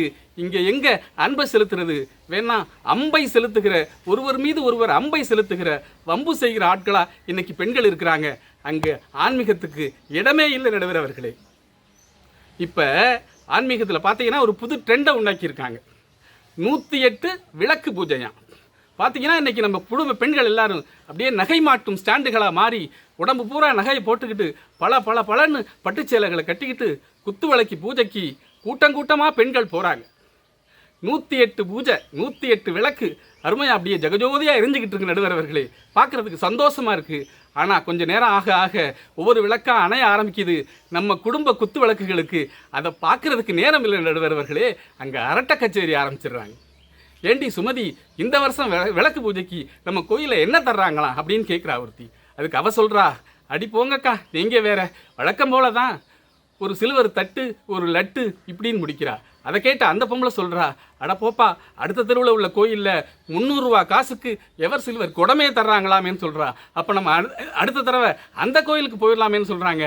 அந்த அளவில் தான் இன்றைக்கி பெண்களுடைய பக்தி என்பது இருக்கு. நடுவர் அவர்களே, ஆனால் எங்காவது பார்த்தீங்கன்னா ஆண்கள் லாக்டவுன் காலத்துலையும் கோயிலெல்லாம் பூட்டி இருக்க காலத்துலையும் போகிற போக்கில் சாமிக்கு ஒரு சல்யூட் அடிச்சுட்டு போயிட்டு இருக்காங்க. நடுவர் அவர்களே, நான் வேலைக்கு போகிற வழியில் என்னை தினம் பார்த்து ஒருத்தர் வணக்கம் சொல்லிக்கிட்டே போனார் வண்டியில். எனக்கு ரொம்ப ஆச்சரியமாக இருந்துச்சு. நமக்கு தெரியாத ஆள், நமக்கு அறிமுகம் இல்லாத ஆள், அவர் ஏன் நமக்கு வணக்கம் சொல்கிறாரு? எனக்கு சந்தேகமாக இருந்துச்சு. சரி, இன்றைக்கி என்ன தான் பார்த்துருவோம் அப்படின்னு சொல்லிட்டு அவர் வணக்கம் சொன்னார். திரும்பி பார்க்குறேன், பின்னாடி பார்த்தா திருவப்பூர் மாரியம்மன் கோயில் சாமி இருக்குது. அவர் எனக்கு வணக்கம் சொல்லலை. நடுவர் அவர்களே, சாமிக்கு வணக்கம் சொல்லிட்டு போயிட்டு இருக்காரு. அந்த அளவுக்கு இன்றைக்கி ஆண்கள் ஆன்மீகத்தில் அதிக ஈடுபாட்டோடு இருக்காங்க. அப்பூதியடிகள் அருமையான சிவ தொண்டர், எல்லாருக்கும் தெரியும். அவர் சிவபெருமான்கிட்ட ஒரு வேண்டுதல் வைக்கிறார். அப்பனே சிவனே, உனக்கு கோயில் கட்டி கும்பிட்ற அளவுக்கு வசதி வருமானமெல்லாம் இல்லை. அதனால் நான் என்ன செய்கிறேன் தெரியுமா? நெஞ்சகமே கோயில், நினைவே சுகந்தம், அன்பே மஞ்சன நீர் பூசை கொள்ள வாராய் பராபரமேன்னு இதயத்தில் ஈசனுக்கு கோயில் கட்டிய அப்பூதியடிகள் சேர்ந்த இனத்தைச் சேர்ந்த ஆண்கள் இன்னைக்கு பக்தியில் அதிக ஈடுபாட்டோடு இருக்காங்க. நடுவர் அவர்களே, இப்படித்தான் போன வருஷம் பிள்ளையார் சதுர்த்திக்கு எங்கள் வீட்டில் என்னுடைய மனைவி கொழுக்கட்டை செய்கிறேன்னு சொல்லி யூடியூப்லாம் பார்த்தாங்க. சாமியை கும்பிட்டுட்டு நான் என் பையனும் கொழுக்கட்டை வரும்னு உட்காந்துருக்கோம். கொஞ்சம் நேரத்துக்கு அப்புறம் என்னுடைய மனைவி என்ன பண்ணாங்க, 2 டம்ளரை எடுத்துக்கொண்டாந்து எங்கள் வீட்டுக்கிட்ட எனக்கிட்ட வச்சாங்க. என்னம்மா கொழுக்கட்டை அப்படின்னு கேட்டேன். ஆமாங்க, கொழுக்கட்டை தான் ட்ரை பண்ணேன், கொஞ்சம் தண்ணி அதிகமாக போச்சு, அட்ஜஸ்ட் பண்ணிக்கணும்னு சொல்கிறாங்க. ஆனால் நடுவர் அவர்களே, இவங்களுடைய பக்தியை பார்த்தீங்கன்னா, ஆனால் எங்கால் என்ன பண்ணுறான், ஊர் திருவிழாவுக்கு 1000 பேருக்கு அன்னதானம் போடுறேங்கிற பேரில் 1000 பேருக்கும் சமையல் பண்ணுறதும் ஆண்கள், அதை பரிமாறுகிறவும் ஆண்களாக இருந்து பக்தியில் செழிப்பாக இருக்கிறார்கள். ஆண்கள் என்பதை நம்ம பார்க்க வேண்டியிருக்கு நடுவர் அவர்களே. பார்த்தீங்கன்னா கார்த்திகை மாதம் ஆரம்பிச்சிருச்சுன்னா எங்கள் ஆளுக்கு பூரா அப்படியே நடமாடும் தெய்வங்களாக இருப்பாங்க. கார்த்திகை மாதத்தில் பார்த்தீங்கன்னா அவ்வளோ சந்தோஷமாக இருக்கும். கார்த்திகை மாதம் மாலையணிந்து நேர்த்தியாகவே விரதம் இருந்து பார்த்த சாரதியின் மைந்தனே உன்னை பார்க்க வேண்டியே தவம் இருந்து என்று ஐயப்பன் கோயிலுக்கு ஒரு பக்கம் கோஷ்டி போயிட்டு இருப்போம். இந்த பக்கம் பார்த்தீங்கன்னா பழனி பாத யாத்திரைங்கிறாங்க.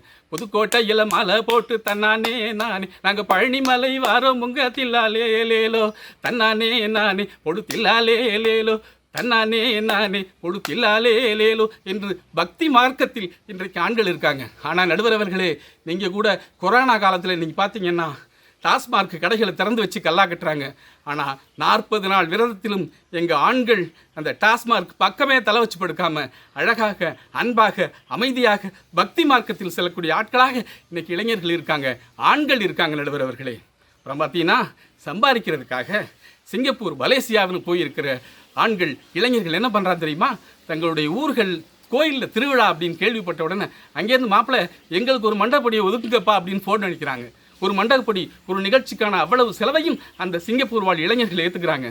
பார்த்தீங்கன்னா சிங்கை வாழ் இளைஞர்கள் நடத்தும் கலக்கல் பட்டிமன்றம்னு வருஷம் உங்களுக்கு வாய்ப்பு கொடுத்தவங்களையும் சந்தோஷப்படுத்துகிறாங்க. அவங்களும் ஆன்மீகத்தில் சிறந்து இருக்கிறாங்க.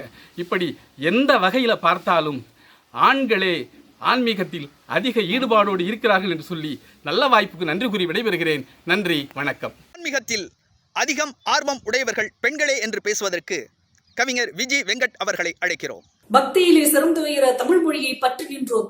தமிழ்த்தாயும் பெண்ணனத்தான் மிக அதிகம் திளைத்து நின்றோம். தொண்டு செய்யும் எம் பக்தியிலே வென்று வரும் தீர்ப்பழுத தமிழ்த்தாயே நாவில் நடமுறிய வந்துவிடு. பேருக்கு நடுவராக இல்லாமல் பெயரிலேயே உலகத் தொண்டை மறைபொருளாய் கொண்ட அதாவது ஒரு ஜல்சா குமாராகவோ கொக்கி குமாராகவோ சுமார் மூஞ்சி குமாராகவோ இல்லாமல் காசா பெருசு தொண்டுதான் பெருசு என்று வயல்தான் பெருசு என்று உலக பசையாற்றும் வயல்தான் பெரிது என்று தன் பெயரிலேயே வயலை கொண்ட காசா வயல் குமார் என்று தொண்டின் சிறப்பினை பறைசாற்றும் எங்கள் நடுவர் அவர்களுக்கும் சப்புக்கும் ஒப்புக்குமாய் சபை நிறைக்க வந்திருக்கும் எதிரணி நண்பர்களுக்கும் எண்ணணி பக்திமான்களுக்கும் வணக்கத்தை தெரிவித்துக் கொள்கிறேன். முதலில் பக்தி ஈடுபாடு நாட்டம் இதனால நம்மளுக்கு எல்லாம் என்னன்னே தெரியாது. கடவுளை காண வேண்டும், மனம் அடக்க வேண்டும், என்ன செய்ய வேண்டும்? முடியும் ஆனா முடியாது, முடியாது ஆனா முடியும், முடியாது முடியாம போகாது, முடியாது முடியாம போகாது, முடியும் ஆனா முடியாது. மொத்தத்துல அதாவது கிறுக்கு பிடிச்ச ஆணையை அடக்க முடியுமா அப்படின்னா முடியாது, ஆனா முடியும் அப்படின்னா அந்த இதை வச்சு அடக்க முடியும், மத களீரை வச்சு அடக்க முடியும். அதே மாதிரி கரடி சிங்கம் புலி வெற்றி அடக்க முடியுமா அப்படின்னா முடியாது, ஆனா கயிறு வச்சு கட்டி அடக்க முடியும். அதே மாதிரி தகரத்தை தங்கமாக மாற்ற முடியுமா என்றால் முடியாது, ஆனால் என்னன்னு பாத்தீங்கன்னா அது தங்கத்தோடு இணைத்து விட்டால் அது தகரம் தங்கமாக மாறிவிடும். அதே மாதிரி முடியாது என்றால் முடியாதது முடியும், முடியுங்கிறது முடியாது. இதுதான் அது. சிந்தையை அடக்கியே சும்மா இருக்கிற திறம் தான் அது. இது எல்லாத்தையுமே முடியுங்க. சிந்தையை அடக்கி சும்மா இருக்கிற அந்த திறம் என்பதுதான் அரிது. ரஜினி சொல்ற மாதிரி நீங்க சும்மா இருந்தாலே போதும் அப்படின்பாரு. அதே மாதிரி நீங்க சும்மா இருந்தாலே போதும், அதுதான் ஞானம் யோகம் என்று சொல்கிறார்கள். அதே மாதிரி என்னன்னா பெண்கள் இதுல ரொம்ப மிகச்சிறப்பான வல்லவர்கள், இயல்பிலேயே அதை கொண்டவர்கள். அப்படி எப்படின்னு பாத்தீங்கன்னா இந்த கிராமத்துல எல்லாம் பாத்தீங்கன்னா தலைக்கு மேல பானை வச்சுட்டு தண்ணி எடுத்துட்டு வருவாங்க, பேசிக்கிட்டே வருவாங்க, நிறைய பேசிட்டு வருவாங்க, ரொம்ப தூரம் நடந்து வருவாங்க. பாலைவனத்துல கூட இதெல்லாம் நம்ம பார்த்துக்கலாம். ஆனா ஒரு பானை கூட கீழே விழாது. அவர்களுடைய மனம் முழுக்கவே மேல உள்ள அந்த பானையின் மீது இருக்கும். அதே மாதிரிதான் வீட்லயும் பாத்தீங்கன்னா சமையல் என்பது மிகவும் ஆன்ம நிலைக்கு உச்ச நிலையை அடையக்கூடியது. ஒவ்வொருத்தரையும் ஒரே பொடி ஒரே சாம்பார் ஒரே பொடியை கொடுத்தா கூட ஒவ்வொருத்தரும் ஒவ்வொரு மாதிரி நினைப்பாங்க, சமைப்பாங்க. என்னன்னு பாத்தீங்கன்னா மனம் என்பது என்னன்னா ஆன்ம நிலையை அடையக்கூடிய நல்ல மனத நிலை இருக்கக்கூடியது மட்டும்தான் நல்ல சமையல் வரும் அப்படின்னு சொல்லுவாங்க. காந்திஜி கூட சொல்லியிருப்பாரு, நான் கைதியினுடைய உணவை உண்ட பிறகுதான் என் தாயை கொலை செய்வது போல் கனவு கண்டேன் என்று. அதே மாதிரி இந்த பானை மீது பானை விதிப்பவர்களுக்கு இந்த ஆன்ம நிலை என்பது உச்சத்தில் இருக்கிறது. இதுல நான் சொல்லலங்க.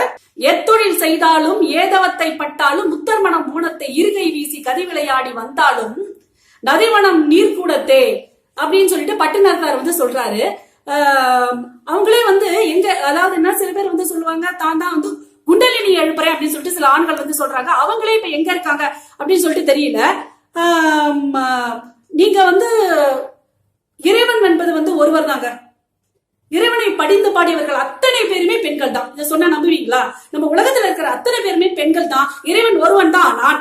இதை அது எப்படி சொல்லுவோம் அப்படின்னு சொன்னா, அதுவெல்லாம் அதுவாக இருப்பதில்லை, அது அதன் குற்றம் இல்லை. அதாவது என்னன்னு பாத்தீங்கன்னா, ஒரு சிங்கத்தை பிடிக்கிறதுக்காக வந்து ஒரு கூண்டு வைக்கிறோம். அந்த கூண்டுல வந்து எது மாட்டுது? சிங்கம் தான் மாட்டுது. அதே மாதிரி ஒரு எலியை பிடிக்கிறதுக்காக வந்து ஒரு கூண்டு வைக்கிறோம். அந்த இதுக்குள்ள எது மாட்டுது?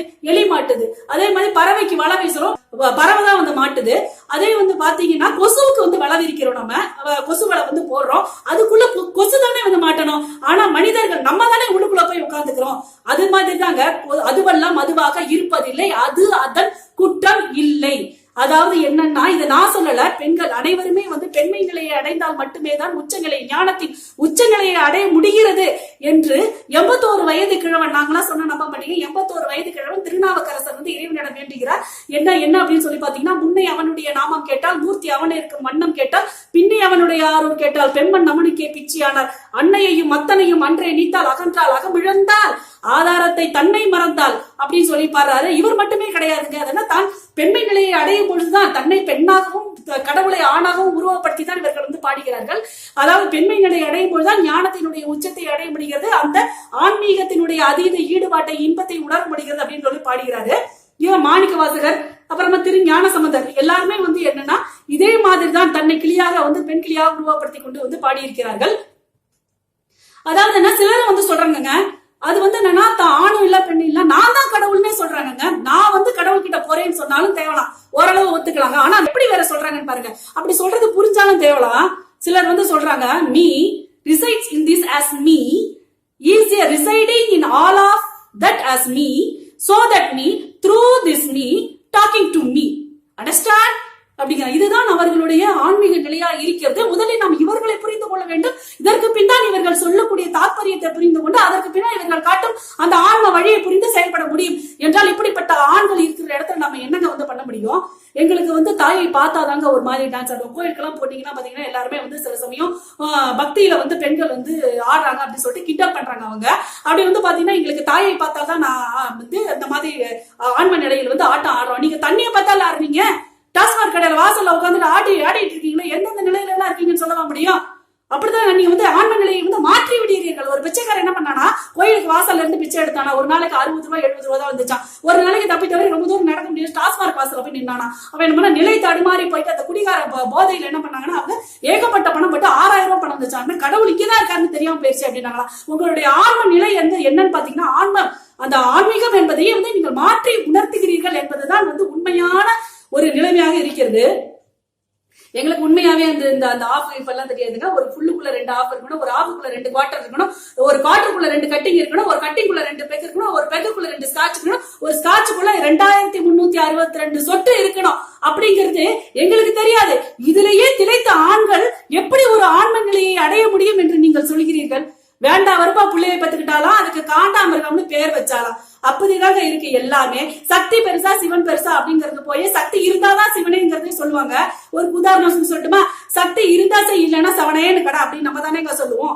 அதே மாதிரி நடமாடும் போதும் சரிங்க, அதை தாங்கி பிடிக்கக்கூடியது என்னன்னு பாத்தீங்கன்னா அந்த சக்தி என்ற ஒரு பலம் தான் வந்து இருக்கு. அதே மாதிரி திருவிளக்கு பூஜை வந்து பாத்தீங்கன்னா 1000 பேர் வந்து கொண்டு போய் கூடி செய்வாங்க. அது எதற்கு ஒப்பானது அப்படின்னு சொல்லி பாத்தீங்கன்னா 1000 மந்திரங்கள் செய்யும் ஒரு வேத மந்திரத்திற்கு ஒரு ஒப்பானது அப்படின்னு வந்து சொல்றாங்க. அதே மாதிரி சிவனுக்காக தன்னுடைய வாழ்க்கையை இழந்து இவர் ஆன்மீக துறவி பூண்டவர், இவரோட நான் வாழறதுக்கு தகுதி கிடையாது அப்படின்னு சொல்லிட்டு தன் கணவன் தன்னை விட்டு பிரிந்தோர் மனம் புரிந்த பிறகு வாழ்க்கையை வெறுத்து வாழ்க்கை இழந்து துறந்து சிவனாலேயே எனக்கு அம்மை இவள் என்று சொல்ல வைத்து பேய் வடிவம் எடுத்துக்கொண்டாலே காரைக்கால் அம்மையார் அவர்களுடைய பக்திக்கு இணையாக இன்று ஏதும் சொல்ல முடியுமா? 30 நாட்கள் விரதம் இருந்து நாங்கள் கொண்டாடி கழிக்கின்றோமே, ஆண்டாள் அவளுக்கு இணையாக எவரையும் சொல்ல முடியுமா? ஔவையாருக்கு இணையாக ஏதும் சொல்ல முடியுமா? கடவுளையே இது ஞானம், இதுதான் பக்தி என்று ஒருமையில் பாடி அழைத்து இது சொன்னார் கேட்க வேண்டும் என்று தமிழுக்கு உரிமை உண்டு என்று சொன்னாரு. இது ஒரு பக்தியில் சிறந்த ஒருவரால் மட்டும்தான் முடியும். எந்த ஆண்மகன் இதை செய்திருக்கிறார்கள்? அழுது ஒப்பாரி வச்சு பால் குடிச்சவங்களை தான் நம்ம பார்த்திருக்கோம். அதே மாதிரி கூடையில உட்கார்ந்துட்டு பரத்தை வீட்டுக்கு போயிட்டு திரும்பி வந்தவங்களை பார்ப்போம். ஆன்மம் என்பது தன் மனதிலிருந்து தானாகவே வர வேண்டும். ஆனால் ஒரு ஆண்கள் முக்காவாசி பாத்தீங்கன்னா எல்லாருமே சுந்தரர் என்ன பண்ணுவாரு, கல்யாணம் பண்ணிக்கு பேருவாரு. அதுக்கப்புறமா தடுத்து ஆட்கொண்டு சிவன் தன்னுடைய நிலைக்கு கொண்டு வந்து, அப்பா நீ கல்யாணம் பண்ணிக்கிறதுக்கு இல்லப்பா, நீ வந்து கல்யாணத்துக்கு இல்ல ஆன்மீகத்துக்கு வான்னு சொல்லி கூட்டிட்டு வராரே. இப்படி தடுத்து ஆட்கொண்டு வந்தவர்களும் மிக பெரிய பெரிய பிழைகளை செய்து திருந்தி வந்தவர்களும் தான் ஆண்களாக இருக்கிறார்கள் அதிகபட்சமாக. பெண்கள் என்பன பிறப்பிலேயே வழக்கம் போலவே எப்பொழுதுமே ஆண்ம நிலையை அடைந்து அதன் உச்சத்தை காட்டிக் கொண்டிருக்கிறார்கள். இதனால 63 நாயன்மார்கள்ல பாத்தீங்கன்னா நீங்க காரைக்கால் அம்மையார் மட்டும் அப்படியே உட்கார்ந்து இருப்பாங்க. ஏன்னா அவங்களுக்கு பாத்தீங்கன்னா ரொம்ப பலசாலி, பலம், அந்த இது இருக்கு இல்லையா, அந்த பவர் அவங்களுக்கு என்னன்னா அவங்க மட்டும்தான் உட்கார்ந்து கால் மேல கால் போட்டு அப்படியே கெத்தா உட்கார்ந்து இருப்பாங்க. அதாவது பக்தியின் உச்சகட்டமா இப்ப நான் பார்க்கணும். ஒரே ஒரு பாட்டுங்க, என்னன்னா உலகம் முழுக்க, தமிழ்நாடு முழுக்க, அதுக்கப்புறம் இல்ல உலகம் முழுக்கவே நாங்கள் அனைவருமே ரசிச்சு உச்சகட்ட பக்தியோட உச்ச நிலையை அடைந்த ஒரு பாடல் இருக்கு. எங்களுடைய அம்மையார் பாடியது. இது புருஷ லட்சணங்கிற படத்துல பாடியிருப்பாங்க. எனக்கு பாட வராது, இருந்தா கூட கொஞ்சம் பாடுறேன், கொஞ்சம் பொறுத்து கேளுங்க. கோலவிழியம்மா, ராஜகாளியம்மா, பாளைய தாயம்மா, பங்காரு மாயம்மா, முத்து மாரியம்மா, பத்ரகாளியம்மா, முண்டக்கண்ணியம்மா, எங்க சென்னியம்மா, குங்கும கோதையே, அன்னையே சௌதையே, செந்தூர தெய்வானே, சிங்கார பூபதி, அன்னை விசாலாட்சி, சௌடம்பாவிரப்பாச்சி, சுந்தர அணிலேயே, சௌந்தரமாலி, வள்ளியம்மா, எங்கள் நல்லியம்மா, எசை தங்க செல்லியம்மா, செல்ல கொல்லியம்மா, அடி அங்காளம்மா, எங்கள் செங்காலம்மா, அருள் முப்பாத்தம்மா, ஆனல் வெப்பாத்தம்மா, சிங்காரி ஒய்யாரி சங்கரி ஒய்யம்மா, மண்மாரி பொன்மாரி செல்லாயி சிலம்பாய் மருவத்தூர் அம்மாவே வா. இதை விட ஒரு பக்தியில சிறந்த பாட்டு எதுவுமே கிடையாது. எங்கள் தாயார் குஷ்பு அம்மையார் பாடியது இது. இந்த பக்தியில நாங்க திளைச்சு போய் அவங்களுக்கு கோயில் கட்டலாங்கிற அளவுக்கு நாங்க போனோம். தொண்டிலேயே மிகப்பெரிய தொண்டு என்னன்னு பாத்தீங்கன்னா, தொண்டர்களுக்கு செய்யும் தொண்டு தான் மிகப்பெரிய தொண்டு அப்படின்னு சொல்லுவாங்க. அதனால நாங்கள் இப்படி பக்தியை பரப்பக்கூடிய இந்த தாயாருக்காக கோயில் கட்டி கூடி அவ்வளவு பெரிய புண்ணியத்தை நாங்கள் வாங்கிக் கொள்ளலாம் என்று நாங்கள் பார்த்தோம். முடிந்தால் நீங்கள் தாயார் குஷ்பு தாயாருக்கு எதிராக நீங்கள் வாதத்தை வைத்து நீங்கள் நடுவர் அவர்களை நீங்களும் எங்கள் தாயார் குஷ்புக்கு எதிராக வாதத்தை வைத்து தீர்ப்பை அளிக்கலாம் என்று கூறி வாய்ப்புக்கு நன்றி கூறி விடைபெறுகிறேன். நன்றி, வணக்கம். அதிக ஈடுபாடு உடையவர்கள் ஆண்களே என்று பேசுவதற்கு புலவர் புதுக்கோட்டை கோ சீனிவாசன் அவர்களை அழைக்கிறோம். பிள்ளையார் சுழி போட்டு நீ நல்லதை தொடங்கி விடு, வல்லவன் கணபதியின் ஆசியும் அருளும் கிடைத்து விடும். பிள்ளையார் சுழி போட்டு நல்லதை நீ தொடங்கி விடு.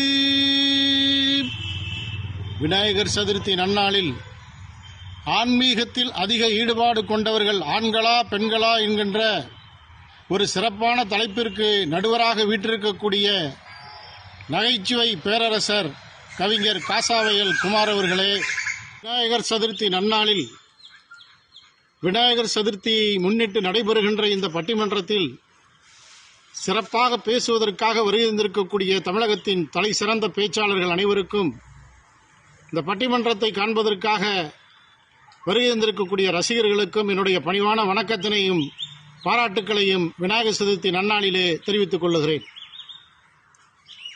இப்ப ஆன்மீகம்னு சொல்றதுல ஒரு பெரிய பொருள் இருக்கு நடுவர் அவர்களே. ஆன்மீகம்னாவே அதுல அடங்கி இருக்கு ஆன்மீகம். ஆன்மீகத்தில் ஆண்கள் தான் தலை சிறந்தவர்கள், அதற்கு உரியவர்கள் என்று தமிழ் மொழியிலேயே ஆன்மீகம் என்று ஆண்களை சார்ந்தே ஆன்மீகம் இருக்க வேண்டும் என்றுதான் அந்த பெயரை வைத்திருக்கிறார்கள். எங்கேயாவது பெண்மீகம்னு வச்சிருக்காங்களா நடுவர் ஐயா? பெண்மீகம்னு கிடையாது. காசிக்கு போறேன் சன்னியாசி, உன் குடும்பம் என்னாகும் நீ யோசி. இது பழைய பாடல், ஒரு திரைப்பட பாடல். உங்க தொந்தரவு தாங்க முடியாதானம்மா இன்னைக்கு நிறைய பேர் காசிக்கு போறான். சாமியாரெல்லாம் இன்னைக்கு அதிகமா பெறுகிறதுக்கு யார் காரணம்? நடுவர் அவர்களே, நீங்க நித்யானந்தாவை நினைச்சுக்கப்படாது. அவர் பாவம், அவர் கைலாசில போய் சொந்த நோட்டு அடிக்கிறார், அது அவர் பிரச்சனை. நகைக்கடையிலையும் ஜவுளி கடையிலையும் இன்னைக்கு பாத்தீங்கன்னா எங்களை கொண்டு போய் நீங்க நிறுத்துறீங்க. இன்னைக்கு எல்லாரும் சாமியாரா பாதி பேர் போயிட்டோம். நடுவர் அவர்களே, இன்னைக்கு சாமியார்களை இன்க்ரீஸ் பண்ணதே பெண்கள் தான். அவங்க எப்படி ஆன்மீகத்தில் அதிகமான ஈடுபாடு இருக்க முடியும்? நீங்க யோசிச்சு பார்க்கணும். அந்த அம்மா பேசுறதெல்லாம் கணக்கில் எடுத்துக்கப்படாது. ஆண்டவன் எங்களுக்கு நிறைய கொடுத்தான், இவங்களுக்கு செஞ்சுதான் நாங்கள் சாமியாரா போயிட்டோம். இப்போ நம்ம நண்பர் ஒருத்தர் இருந்தார், பெரிய செல்வந்தர், நிறைய பணம் வச்சிருப்பாரு. கோயிலுக்கு போகிறப்ப சில்லறையாக மாற்றி பைக்கில் வச்சுக்குவார். அதில் பார்வையிழந்தவர்கள் வருவாங்க, ஊனமுற்றவர் வருவாங்க, பசிக்குதுன்னு வர்ற எல்லாத்துக்கும் அவர் அந்த காசுகளை எடுத்து கொடுப்பார். சில்லறை காசை எடுத்து நிறையா கொடுப்பார். அதில் என்ன கொடுமைன்னா வாங்கினவனு வந்துக்கிட்டே இருப்பான் திரும்ப திரும்ப. அதுக்கு தான் அன்னைக்கு ஔவையார் சொன்னாங்க, அறம் செய்ய விரும்பு. அடுத்து ஒரு வரி வருது பாருங்க நடுவர் அவர்களே, 60 சினம், கோவப்படக்கூடாது. அதான் அதோடைய பொருள். அன்னைக்கு ஔவையாரே சொல்லியிருக்கிறாங்க, 60 சினம், கோவப்பட்டுறாதப்பா அப்படின்னு. பெண்கள்னால கோவப்பட்டவங்க இன்னைக்கு அதிகம் பேர் சாமியாரா போயிட்டாங்க. ஆனா அந்த நண்பர் என்ன பண்ணார் தெரியுமா? பிள்ளைங்கெல்லாம் நல்லா படிக்கணும்னு ஆண்டவன்ட்ட வேண்டாரு. பழனி ஆண்டவரே நல்லா படிக்கணும், நிறைய கொடுக்கணும்னு வேண்டாரு. கடவுள் கொடுத்தாரு, நல்ல வேலையை கொடுத்தாரு. மோடி கிட்ட போய் சொல்லி மத்திய அரசுல எனக்கு ஒரு நல்ல வேலை வாங்கி கொடுன்னு சொல்லி முருகன்ட்ட வேண்டாரு. அந்த வேலையும் முருகன் கொடுத்தாரு, நல்ல சம்பளம். அதுக்கு பிறகு 200 பவுன் நகை போடணும், அழகான பெண்ணு வேணும்னு சொல்லி ஆண்டவன்ட்ட வேண்டாரு. அதையும் கொடுத்தாரு ஆண்டவன், முருகப்பெருமான் அதையும் கொடுத்தாரு, பிள்ளையார் கொடுத்தாரு. அதுக்கு பிறகு திருமணமாகி ஒரு ஆண்டு புருஷன் பொண்டாட்டி 2 பேரும் கோயிலுக்கு போனாங்க. என்ன கேட்பாங்கன்னு உங்களுக்கு தெரியும். கேட்டாங்க, கேட்டதை 3ஆ கொடுத்தார். மகிழ்ச்சியா போயிட்டு இருக்கு. கணபதியும் முருகனும் கோவப்படலை. வர்றவனே வர்றானே, வேலை கேட்டான் கொடுத்தோம், கல்யாணம் கேட்டான் கொடுத்தோம், பொருளாதாரம் கேட்டான் கொடுத்தோம், எல்லாம் கொடுத்தோம். மறுபடியும் அவனே வர்றானேன்னு கோவப்படலை. அதனாலதான் ஔவையார் அழகா சொன்னாங்க, அறம் செய்ய விரும்பு 60 சினம் அப்படின்ற ஒரு அருமையான வார்த்தைகளை சொன்னாங்க. அது மாதிரி பெண்களுடைய அந்த ஆற்றாமையும் கோபத்தையும் நாங்கள் மனதில் எடுத்துக் கொள்ளாமல் பொறுத்து போகிறோமே, அதுவே ஒரு வகையில் ஆன்மீகம் தான் நடுவர் அவர்களே. ஒரு பையன் எல்லாத்துட்டையும் பணம் கேட்டான், ஒரு அவசர தேவை. அது முகநூலில் வந்துச்சு ஒரு பதிவு, அருமையான பதிவு. அப்ப ஒரு கடிதம் எழுதினான், மனிதர்கள்ட்ட பணம் கேட்டேன், யாரும் கொடுக்கல, அதனால இறைவா எனக்கு ஒரு $50 அவசரமா வேணும்னு கடவுளுக்கு கடிதம் எழுதினான். கடவுள் அரசாங்கம்னு போட்டு அந்த கடிதத்தை அனுப்பிச்சு விட்டான். அஞ்சலக ஊழியர் அந்த கடிதத்தை எடுத்துட்டு போய் தலைமை அதிகாரிகிட்ட கொடுத்தாரு. தலைமை அதிகாரி கடவுள்னு போட்டிருக்கு, அரசாங்கம்னு போட்டிருக்கு, ஏதரா வம்புன்னு சொல்லிட்டு அந்த கடிதத்தை கொண்டு போய் அரசாங்கத்திட்ட கொடுத்துட்டாரு. அரசாங்கத்தினுடைய அதிபர் பார்த்தாரு, ஒரு சின்ன பையன் கடவுள் மேல நம்பிக்கை வைத்து பணம் கேட்டிருக்கிறான், ஆகவே அவனுக்கு $50 அனுப்பலாம், ஆனா அவனுக்கு அதிகமா பணம் அனுப்பிச்சா கெட்டு போயிடுவான்னு சொல்லிட்டு $30 அனுப்பிச்சு விட்டாங்க. உடனே அந்த பையன் பார்த்தான், பணம் வந்துருச்சு, கடவுள் கொடுத்துட்டாருன்னு சொல்லி, தெய்வமே தெய்வமே நன்றி சொல்வேன் தெய்வமே அப்படியே குதிச்சான், கடவுளுக்கு நன்றி சொன்னான். சொல்லிவிட்டு மறுபடியும் ஒரு நன்றி சொல்றதுக்கு கடிதம் வாங்கினா. அந்த கடிதத்தை எழுதினான். என்ன எழுதினான் தெரியுமா? கடவுளே, நான் பணம் கேட்டவுடனே நீங்க கொடுத்துட்டீங்க, ரொம்ப நன்றி. ஆனா அதே நேரத்தில் இனிமே எனக்கு நீங்க பணம் கொடுத்து உதவுறதுன்னா அரசாங்கத்து மூலமா கொடுத்து விட்டுறாதீங்க. நீங்க கொடுத்த $50 $20 ஆட்டையை போட்டு விட்டு $30 மட்டுமா கொடுத்து விட்டுருக்கேன் அரசாங்கம்னு சொல்லி அரசாங்கத்தை குறை சொன்னான். அது மாதிரி ஆண்கள் எந்த அளவு ஆன்மீகத்தின் மீது சார்ந்து, கடமையை சார்ந்து, சத்தியத்தை சார்ந்து இந்த குடும்பத்துக்கு உழைச்சு உழைச்சு உழைச்சு போட்டாலும் அந்த அம்மா புருஷனை என்ன மாதிரி நடத்துறாங்கன்னு நீங்க இந்த செய்தியெல்லாம் தெரிஞ்சிருப்பீங்க.